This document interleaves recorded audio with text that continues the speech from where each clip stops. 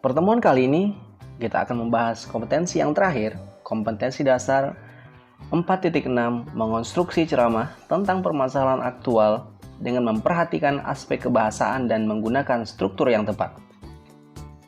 Teman-teman semuanya, setelah kalian memahami bagian-bagian yang terdapat dalam sebuah teks ceramah, selanjutnya kita akan berlatih bagaimana mengonstruksi teks ceramah.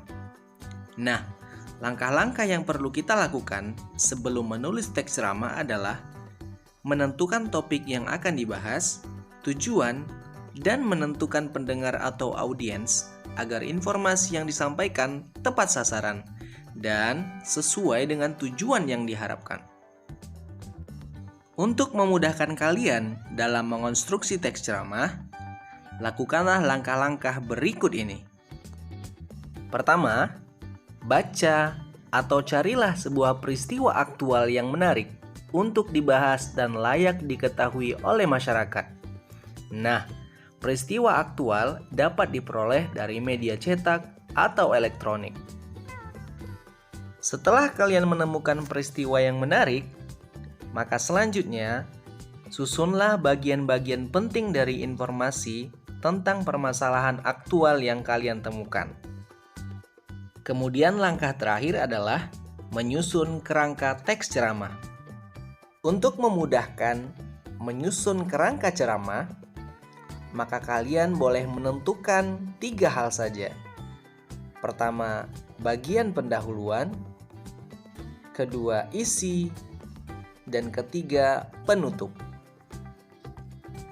Bagian pendahuluan berisi salam pembuka, ucapan terima kasih, dan kata pengantar untuk menuju kepada isi ceramah. Bagian isi, masukkanlah hal-hal yang berhubungan dengan peristiwa aktual yang telah kalian cari sebelumnya.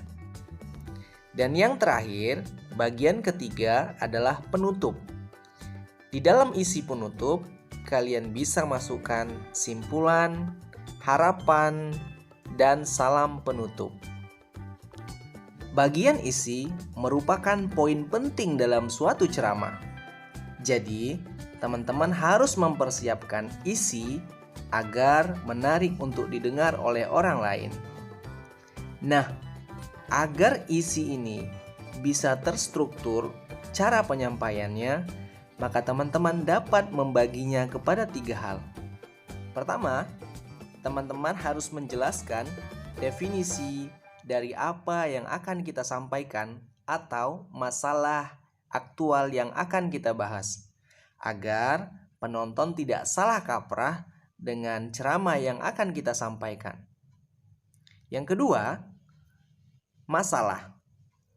Masalah apa yang timbul dari definisi tersebut atau masalah aktual yang sedang kita bahas.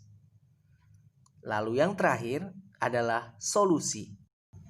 Sebagai seorang penceramah yang baik, kita tidak hanya bisa menjelaskan tentang sebuah masalah, namun kita harus bisa menawarkan solusi dari masalah yang timbul.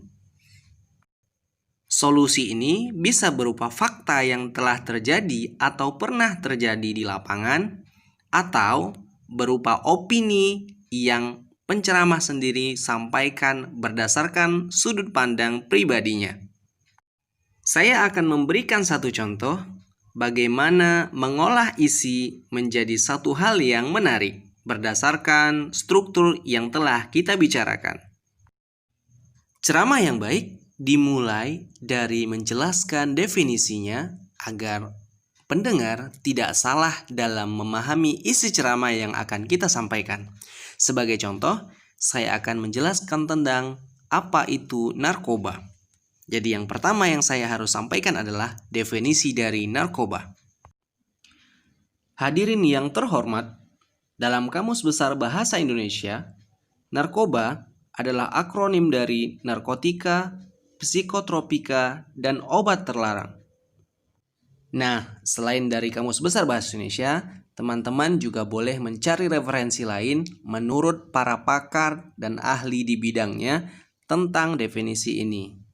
Selanjutnya, teman-teman masuk ke dalam permasalahan. Misalnya, masalah apa saja yang timbul dari orang mengonsumsi narkoba atau sebelum mereka mengonsumsi narkoba. Misalnya, seseorang dalam masalah yang besar tidak menemukan jalan atau solusi, lalu mereka mengonsumsi narkoba. Teman-teman bisa menjelaskan masalah yang lebih detail lagi, yang lebih banyak lagi, bagaimana atau kenapa seseorang bisa mengonsumsi narkoba. Setelah itu, teman-teman boleh menawarkan solusi dari apa yang teman-teman pelajari berdasarkan fakta atau opini yang teman-teman sudah dapatkan. Misalnya, agar kita terhindar dari narkoba, maka kita harus berada di lingkungan yang bebas dari narkoba. Yang kedua, kita harus mencari teman-teman yang positif. Dan yang ketiga, kita harus membaca, menonton hal-hal yang positif agar kita terhindar dari narkoba. Nah, ketiga aspek itu, definisi, masalah, dan solusi, kita bahas secara rinci, maka itu yang akan menjadi hal yang menarik dalam penyampaian ceramah. Nah, mudah kan cara memproduksi teks ceramah? Jadi, teman-teman bisa langsung mempraktikkannya berdasarkan tips yang telah Bapak sampaikan. Terima kasih telah menonton video ini. Sampai bertemu di video selanjutnya. Jangan lupa untuk mengklik tombol subscribe dan aktifkan loncengnya. Terima kasih, sampai jumpa.